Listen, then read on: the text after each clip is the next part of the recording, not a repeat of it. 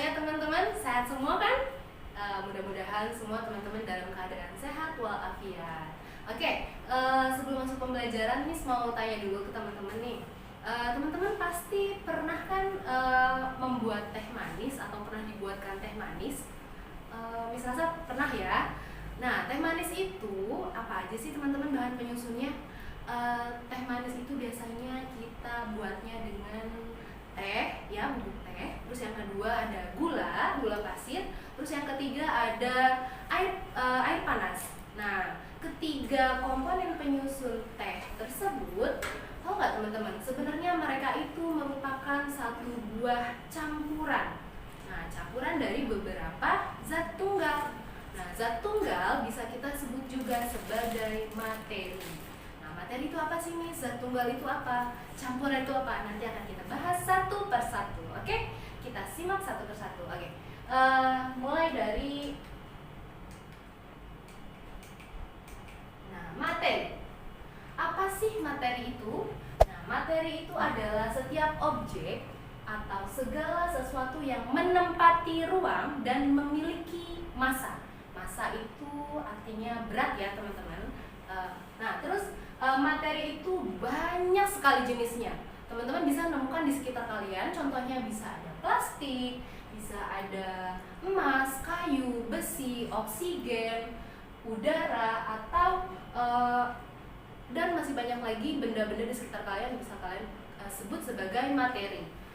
Nah, materi banyak juga jenisnya. Bisa kita kelompokkan sebagai benda padat, benda cair, dan gas. Nah, ini pembelajaran di tema yang sebelumnya ya. Teman-teman pasti masih ingat wujud zat benda ada padat, cair, dan gas. Begitu juga dengan materi.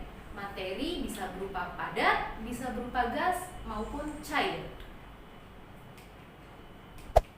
Nah, berdasarkan komponen penyusunnya, materi terbagi menjadi dua. Ada zat tunggal dan yang kedua ada zat campuran. Oke? Ada dua ya, teman-teman masih ingat. Nah, untuk zat tunggal kita bisa kelompokkan dia menjadi dua jenis. Yang pertama, zat tunggal itu bisa berupa unsur, dan yang kedua, zat tunggal bisa berupa senyawa. Oke? Untuk unsur, contohnya dia bisa berupa logam maupun non-logam. Untuk logam, teman-teman bisa perhatikan emas 24 karat. Jika kalian ke toko emas, emas merupakan jenis unsur ya teman-teman. Mereka itu zat tunggal, emas itu zat tunggal, dan dia merupakan jenis logam. Selain emas 24 karat, ada perak, besi, platinum, itu termasuk golongan logam ya. Untuk jenis yang kedua adalah non-logam. Non-logam itu teman-teman bisa temukan contohnya itu oksigen, hidrogen, nitrogen, dan karbon ya. Itu teman-teman ya. Terus yang jenis yang kedua, selain zat tunggal berupa unsur, teman-teman bisa menemukan bahwa zat tunggal ada jenis lainnya yakni senyawa. Nah, senyawa biasanya terbentuk dari beberapa unsur. Contoh senyawa apa aja, Miss? Contohnya itu ada garam, ada gula, air, dan lain sebagainya. Yang bubuk itu bisa kita kelompokkan dalam senyawa. Nah, ini yang Miss tampilkan beberapa contoh di slide. Ada emas 24 karat, sampingnya emas ini ada platinum, sampingnya lagi ada besi. Nah, ini tabung oksigen. Kalau teman-teman ke rumah sakit, teman-teman lihat ini tabung oksigen seperti ini. Isinya adalah sebuah oksigen. Terus ini adalah hidrogen. Nah, sampingnya ini adalah karbon. Nah, ini yang paling umum kita bisa jumpai di tiap-tiap SPBU. Biasanya adalah nitrogen untuk mengisi udara di ban kendaraan kalian. Biasanya isinya berupa nitrogen. Oke, paham ya? Kita ke slide selanjutnya. Nah, ini ada contoh dari senyawa. Kalau tadi contoh dari unsur ya, berupa logam dan non-logam. Kalau di slide selanjutnya ini yang sedang ditampilkan, ini berupa senyawa.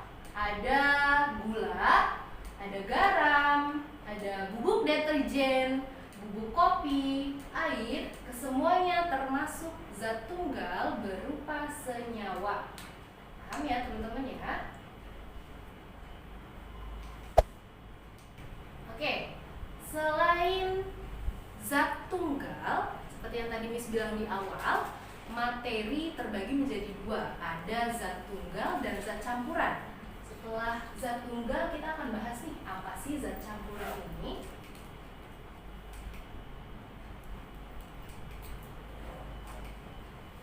Oke, zat campuran adalah zat yang komponen penyusunnya terdiri atas dua unsur atau lebih sebuah materi, ya teman-teman perlu diingat. Nah, campuran itu terbagi menjadi dua. Ada campuran yang homogen dan campuran yang heterogen. Ada dua ya.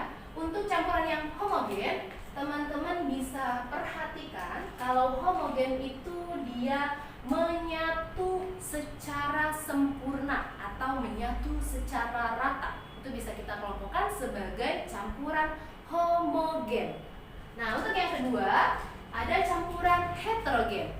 Kalau campuran heterogen, dia itu biasanya campuran yang terdiri atas dua materi yang berbeda dan dia tidak bisa tercampur dengan sempurna ya. Nah, contohnya apa aja? Untuk campuran homogen, contohnya ada larutan air dan gula. Nah, ini dia bisa kita kelompokkan di campuran homogen. Terus larutan oralit, larutan campuran air dan garam ini bisa termasuk dalam campuran homogen. Nah, untuk yang kedua ada campuran heterogen.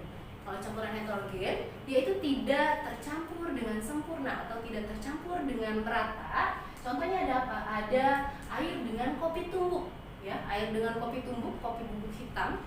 Nah, itu ketika kita campurkan dia akan terpisah antara ampasnya dan airnya. Nanti teman-teman bisa praktikan. Terus air dengan tanah, air dengan minyak. Nah, ketiga contoh ini termasuk ke dalam campuran heterogen. Paham teman-teman ya? Nah, ini bagan untuk memudahkan kalian atau mengelompokkan beberapa contoh dalam materi. Ini materi terbagi menjadi dua, ada zat tunggal dan zat campuran. Zat tunggal dikelompokkan lagi menjadi unsur dan senyawa. Unsur bisa kita kelompokkan lagi menjadi oksigen dan nitrogen, karbon, hidrogen. Untuk senyawa bisa kita kelompokkan air, gula, garam. Untuk homogen ada sirup, oralit, udara, dan lain-lain masih banyak ya, teman-teman bisa temukan. Untuk campuran heterogen ada air kopi, air plus tanah, air plus minyak. Nah, ini bagan untuk memudahkan kalian pengelompokan materi dalam zat tunggal dan zat campuran. Dah, sampai di sini, nah teman-teman ada tugas untuk kalian, tugas mandiri di rumah. Teman-teman silahkan mencoba mempraktikkan sebuah percobaan mengenai zat tunggal dan zat campuran. Teman-teman bisa buka buku paket tema 9 halaman 31.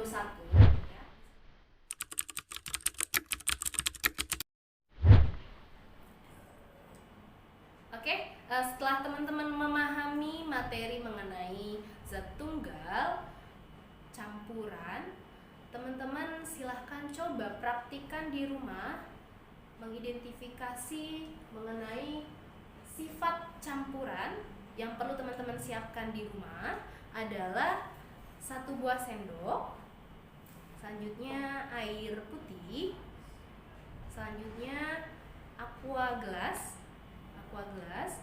Nah, untuk bahan-bahannya teman-teman bisa dapatkan dari rumah kalian. Yang pertama itu ada bubuk deterjen, ada gula pasir, selanjutnya ada pewarna makanan atau bisa kalian ganti dengan sirup jika tidak ada. Selanjutnya ada bubuk kopi, ada minyak goreng. Selanjutnya ada garam, ya, dan bubuk teh. Nah, ini yang perlu teman-teman siapkan. Jika teman-teman sudah menyiapkan semua bahannya di dalam gelas-gelas plastik, teman-teman silahkan campurkan beberapa bahan-bahan yang ada dengan sebuah air ya, dengan air. Nanti teman-teman silakan campurkan dengan bahan-bahan yang sudah kalian masukkan ke dalam gelas-gelas plastik. Nah, oke, misalkan berikan contoh yang pertama ada bubuk teh. Kita campurkan bubuk teh. Oh ya, teman-teman, untuk mencampurkannya, teman-teman silahkan lihat langkah-langkahnya di halaman 31 buku paket tema 9 ya. Nah, untuk yang pertama, misalkan lakukan percobaan bubuk teh dengan air. Nah, kenapa kita pakainya teh nih, bubuk teh? Nah, di halaman 31 itu kan ada pasir. Nah, pasir itu kita ganti dengan bubuk teh ya teman-teman ya. Jadi ketika ada percampuran antara pasir, kita ganti dengan bubuk teh. Yang minyak dengan pasir kita ganti dengan minyak dengan teh. Dan untuk air dan pasir kita ganti air dengan bubuk teh. Oke, paham teman-teman ya? Kita akan lakukan satu percobaan bubuk teh dengan air ya. Kita akan campurkan airnya secukupnya saja, tidak usah penuh. Nah, kita aduk-aduk dengan sendok. Nanti teman-teman lihat apakah dia tercampur sempurna atau tidak tercampur sempurna. Nanti teman-teman beri tanda centang ya di tabelnya, beri tanda centang di tabelnya. Nah, setelah kita aduk, bisa kita diamkan. Bisa kita diamkan beberapa saat, apakah nanti dia akan tercampur sempurna atau tidak. Nah, percobaan selanjutnya bisa kita gunakan percobaan larutan garam dengan air. Garam dengan air bisa kita campurkan lagi. Air secukupnya dengan garam. Ya, kita aduk lagi seperti langkah yang pertama tadi dengan bubuk teh. Kita aduk. Nah, kita aduk. Setelah kita aduk, diamkan beberapa saat. Apakah larutannya tercampur dengan rata atau tidak? Nanti teman-teman silakan beri tanda centang di tabel halaman 31.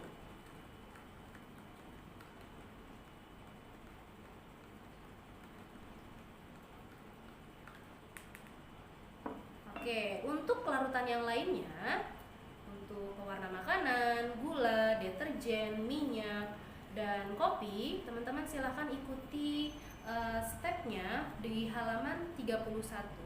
Dan teman-teman silahkan lakukan percobaan ini di rumah. Lakukan beberapa saat, diamkan beberapa saat, kemudian teman-teman lihat apakah campurannya tercampur rata atau tidak. Nanti teman-teman silahkan data dan buat laporan di halaman 31. Paham teman-teman ya? Selamat mencoba di rumah. Terima kasih teman-teman telah menonton video kami. Jangan lupa ya, like, comment, share, and subscribe. Syukron. Wassalamualaikum warahmatullahi wabarakatuh.